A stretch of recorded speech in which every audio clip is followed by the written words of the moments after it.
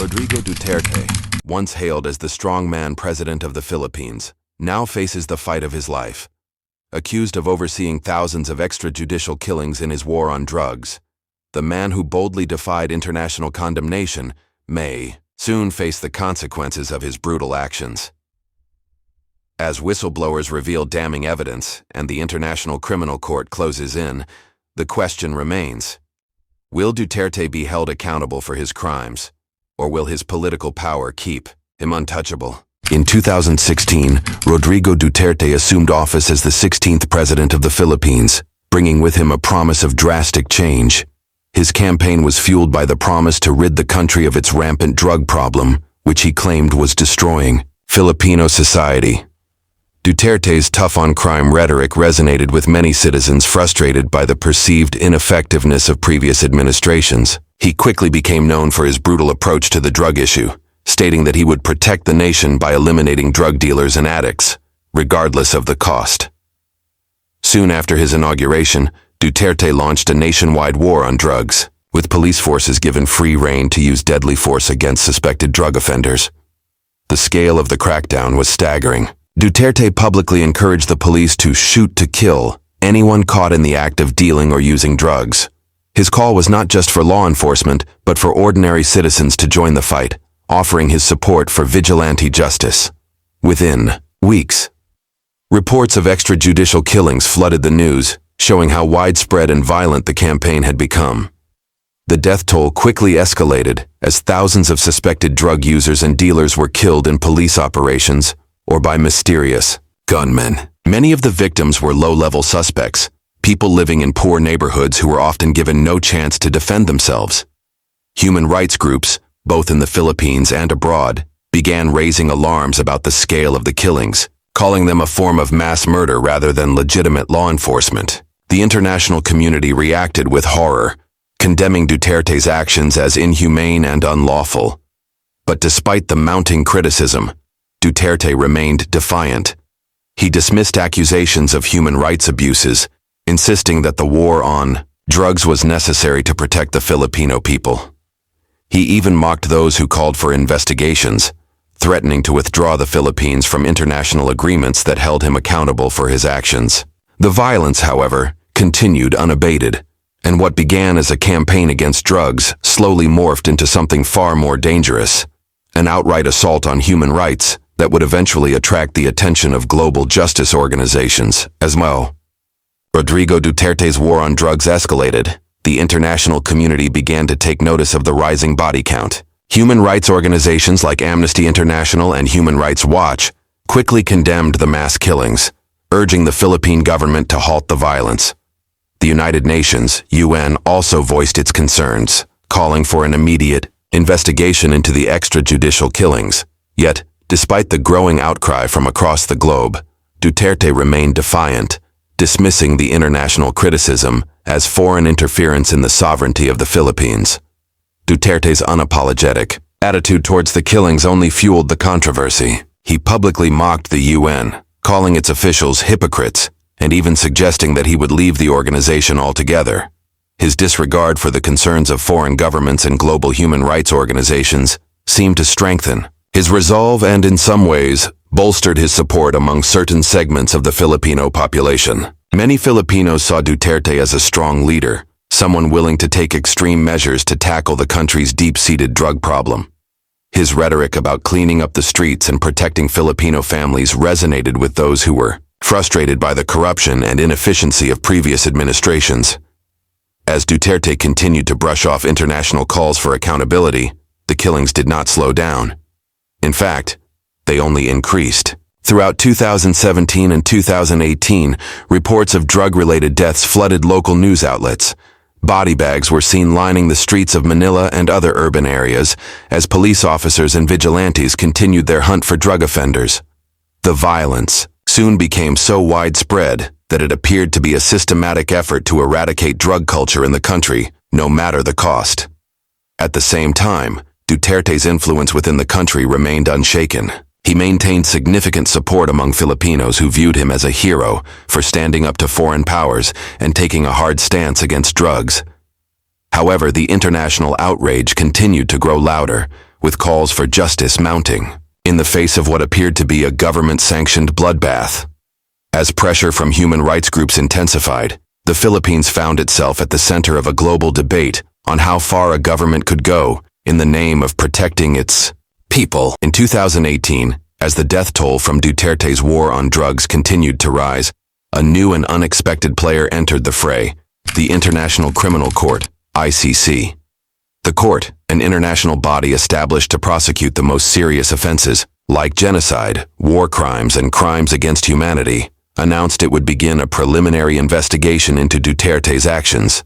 The ICC's involvement sent shockwaves through the Philippines and beyond, as it signaled a potential challenge to Duterte's unchecked power. The announcement came after numerous reports from human rights organizations documenting the widespread killings, with allegations that many victims were executed without trial or due process.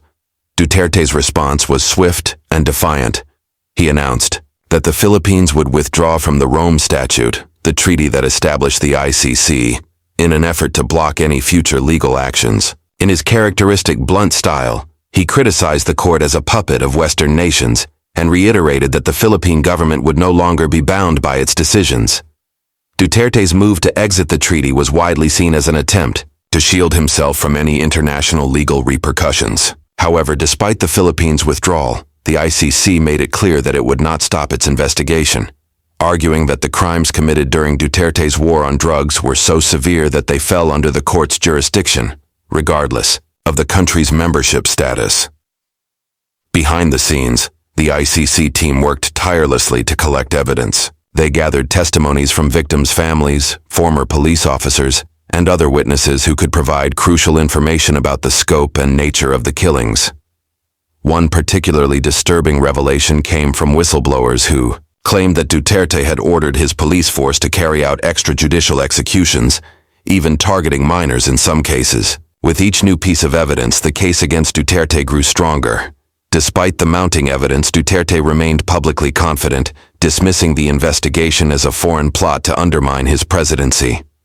As he continued to secure his political base, the tension between local and international law grew, setting the stage for what would become a high-stakes legal battle that could determine the future of the Philippines, leadership, and Duterte's own freedom. Amid the escalating investigation into Duterte's war on drugs, a shocking development emerged. A whistleblower, a former police officer, stepped forward with critical information that threatened to unravel the entire narrative of the crackdown. This individual, who remained anonymous for fear of retaliation, claimed to have first-hand knowledge of the inner workings of the government's brutal operations. Their testimony revealed that the extrajudicial killings were not isolated incidents, but part of a coordinated, systematic campaign orchestrated at the highest levels of power. The whistleblower's account was chilling. They described secret meetings where Duterte allegedly gave explicit orders to target and eliminate suspected drug dealers, regardless of whether they were directly involved in the drug trade or not. The former officer claimed that the killings were carried out not just by police, but also by hired gunmen and vigilantes, many of whom had the tacit approval of government officials.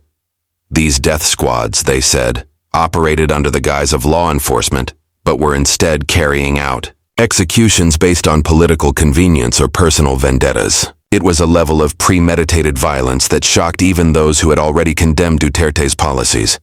The revelation sparked a firestorm of controversy. While Duterte's supporters dismissed the whistleblower as a disgruntled individual seeking revenge, the testimony was undeniable in its detail and precision. As investigators began to verify the claims, new evidence began to emerge, including leaked documents and audio recordings that seemed to corroborate the whistleblower's account. Some of these documents appeared to show communications between Duterte's inner circle and high-ranking police officials, instructing them on how to execute the killings and cover up the evidence. For many, the whistleblower's revelations confirmed what they had long suspected. The war on drugs was not merely a misguided policy, but a deliberate campaign of state-sanctioned murder. As the case gained more traction, the world watched with bated breath. Could Duterte, with all his political power, really escape justice? Or would this whistleblower, the most crucial piece of evidence in the case, be the key to finally holding him accountable for the deaths of thousands.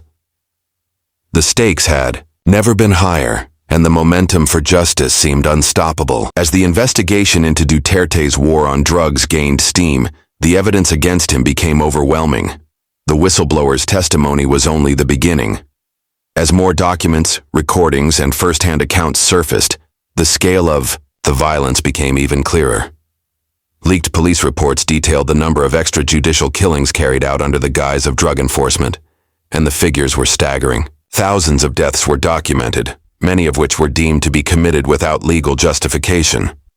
The authorities involved were no longer just rogue officers acting on their own. They were following orders from the highest echelons of government.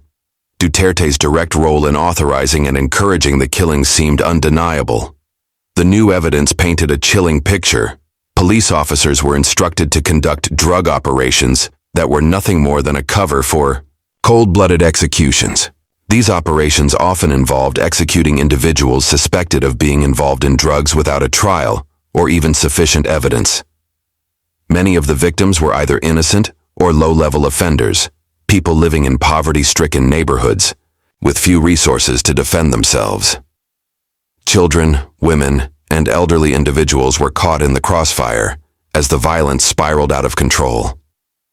Adding to the shock were the testimonies of former police officers who detailed how the operations were carried out with brutal efficiency. Some police officers spoke about the prescribed quotas for killing drug suspects, emphasizing that failure to meet these quotas could lead to punishment within the force. The deeper the investigation went, the clearer it became that this was not a simple case of a leader pushing a controversial policy.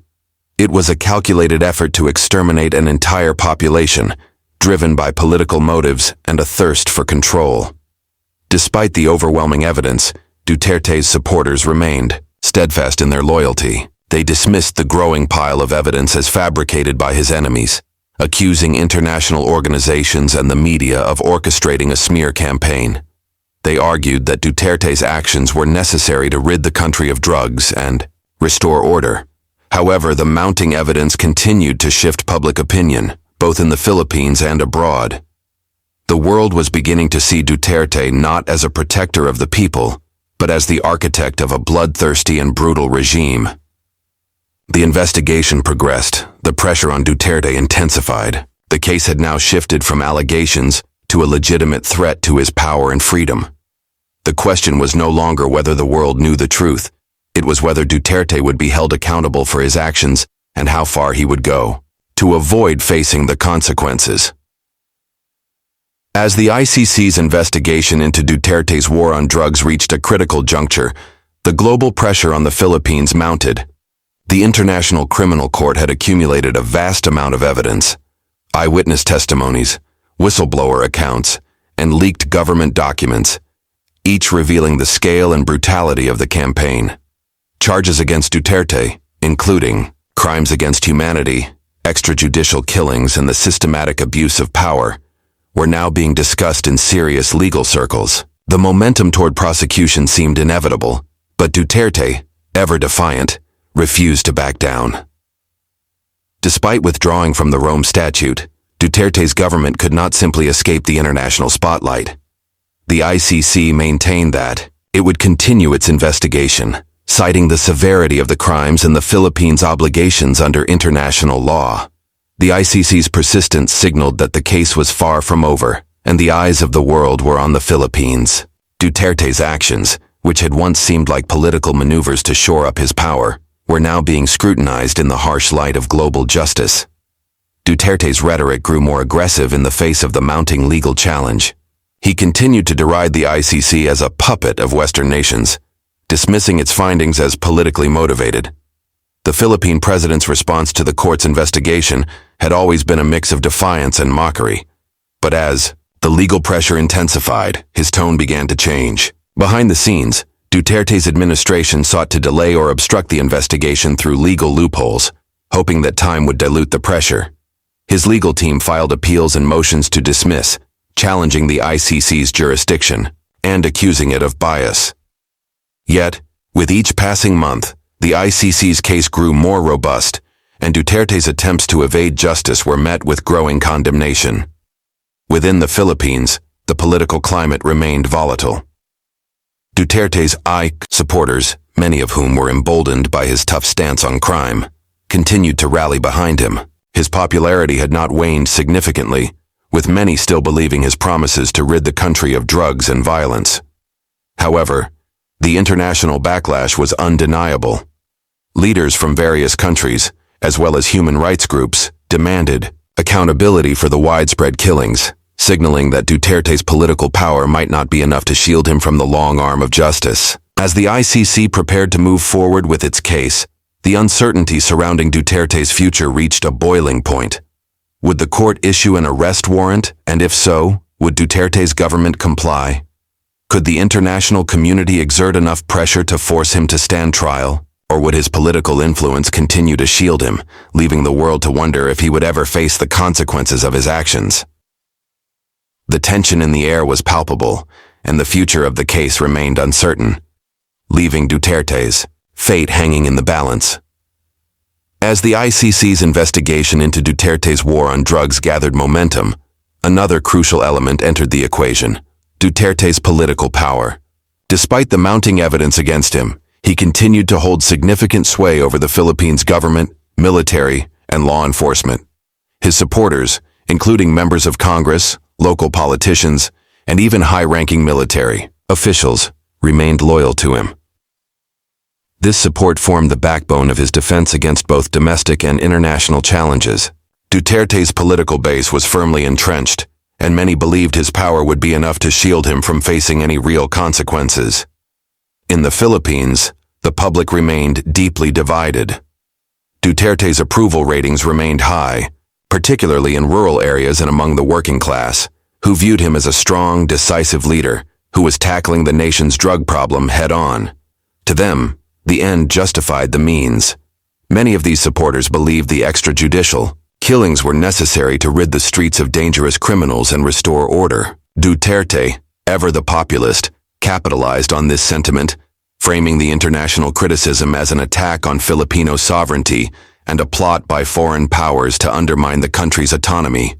He painted himself as a defender of the Philippines against Western imperialism and meddling. But even with this strong support, cracks began to appear. As the ICC investigation made waves internationally, more Filipinos started to question the legitimacy of Duterte's methods. The global outrage surrounding the killings, along with reports of widespread corruption within his administration, began to chip away at his image. The more the world learned about the scale of the atrocities committed during his war on drugs, the more it seemed impossible for Duterte to ignore the international consequences. Meanwhile, Duterte's legal team worked tirelessly to delay or derail the ICC's investigation. They filed multiple motions, challenging the court's jurisdiction and arguing that the ICC had no right to intervene in the Philippines' internal affairs. Duterte himself escalated his rhetoric, warning of consequences for anyone who tried to challenge his authority. The Philippine government, in turn, made efforts to distance itself from the investigation, claiming that the ICC was biased and that the country would handle its own legal matters. Yet, with every attempt to thwart justice, Duterte found himself facing increasing pressure from foreign governments and international organizations. As the legal battle continued, it became clear that Duterte's political power, while substantial, was no guarantee of immunity. The conflict between national sovereignty and international justice had reached a tipping point, and it remained to be seen whether Duterte's influence would be enough to protect him from the law, or if the weight of international condemnation would finally bring him to account.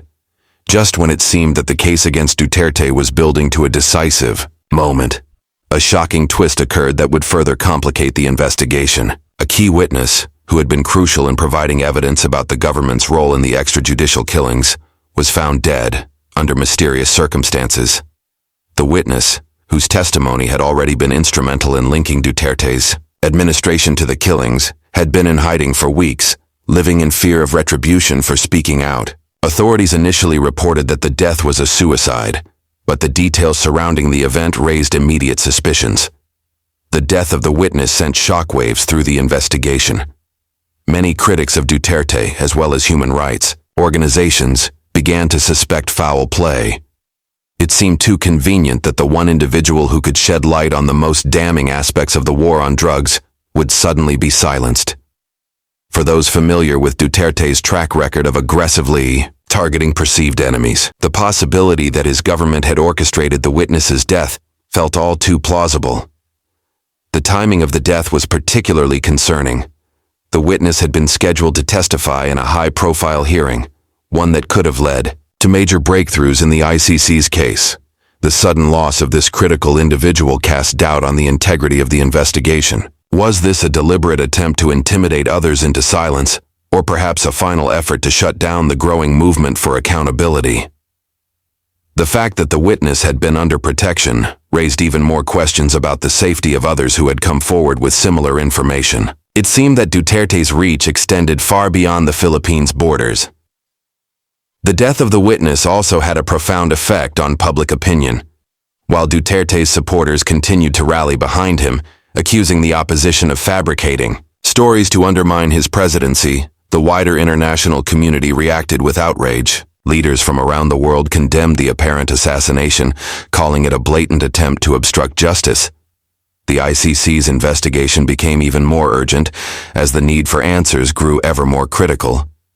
As the investigation pressed on, it became clear that Duterte's willingness to silence those who dared to speak out would only fuel the determination of those fighting for justice. The witness's death may have temporarily derailed the case, but it also strengthened the resolve of the ICC and human rights advocates to hold Duterte accountable for the bloodshed that had been allowed to run rampant across the Philippines. The investigation into Duterte's war on drugs continued to unfold.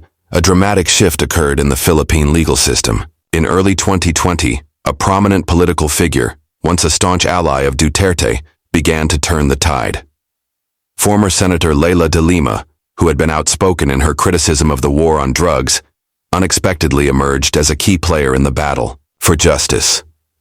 She had been imprisoned for over 3 years on charges widely regarded as politically motivated, a move many believed was an effort by Duterte's government to silence his critics. Despite her incarceration, de Lima had remained an outspoken critic of the regime, using her platform to expose the brutal realities of Duterte's anti-drug campaign. In an unprecedented move, de Lima was granted temporary furlough from prison to testify at an international tribunal investigating the war on drugs. Her testimony, which included first-hand accounts of the drug killings and the political pressure surrounding them, sent shockwaves through the country. De Lima's reappearance in the courtroom was a symbolic victory for the opposition and for those pushing for accountability. Her unwavering stance against Duterte's regime made her a central figure in the struggle for justice, particularly among those who had been victimized by the violence of the war on drugs.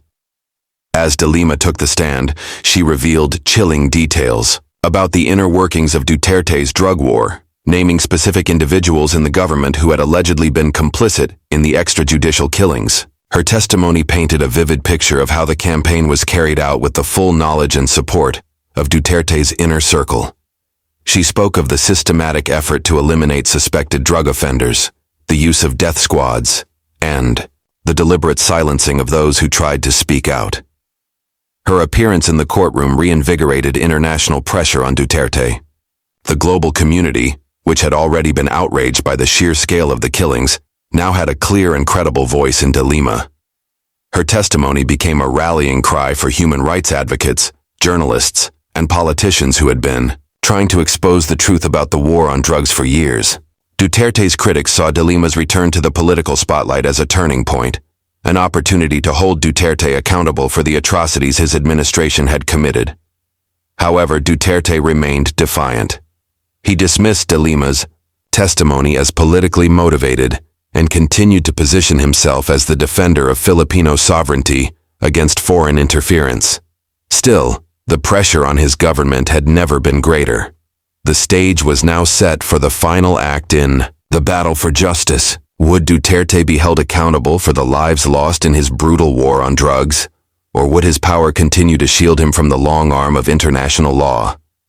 The outcome of this struggle would determine not just Duterte's future, but the legacy of his presidency. the investigation into Rodrigo Duterte's war on drugs had reached its boiling point. After years of relentless evidence gathering, whistleblower testimonies, and political maneuvers, the International Criminal Court, ICC, made a historic move. An arrest warrant for Duterte was finally issued. The announcement sent shockwaves across the Philippines and the world, as the long-awaited moment of accountability seemed to be at hand. The world watched, holding its breath, as the question now was not whether Duterte would be held accountable, but how much longer he could evade justice. But Duterte, ever resilient, remained defiant. Despite the arrest warrant, he continued to reject the legitimacy of the ICC. He maintained that the court had no jurisdiction over his country, emphasizing the Philippines' sovereignty and reiterating his belief that the international community was conspiring against him. His government, despite mounting pressure from both foreign powers and local political opponents, refused to cooperate with the ICC, ensuring that Duterte would remain free, for now. As the ICC ramped up its efforts to bring Duterte to trial, the situation inside the Philippines grew more complicated.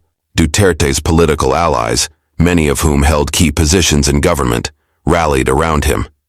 They pushed back against calls for justice, framing the situation as a battle between Philippine sovereignty and foreign intervention. Meanwhile, Duterte's supporters in the Philippines, largely composed of working-class citizens and rural dwellers, continued to support his stance, viewing the international legal pressures as an attack on their leader.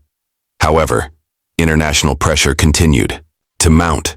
As the years went by, countries in the European Union, the United States, and other international bodies imposed sanctions on Duterte's government, further isolating the Philippines from the global community.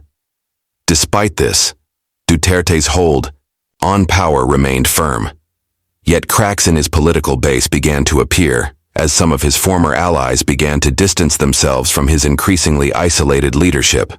The case against Duterte, once thought to be an impossible challenge, had evolved into a global confrontation over justice and human rights. The mounting evidence against him was undeniable, yet his position at the helm of a fractured nation continued to shield him. His fate now rested in the hands of not only international law, but also the future of the Philippine political landscape. As the legal battle continued, the question remained: would Duterte's power protect him indefinitely, or would the relentless pursuit of justice bring him to trial? The world waited, knowing that the answer to this question would have far-reaching consequences, not just for Duterte, but for the future of human rights, sovereignty, and international law. The war on drugs might have claimed thousands of lives, but the battle for justice was far from over.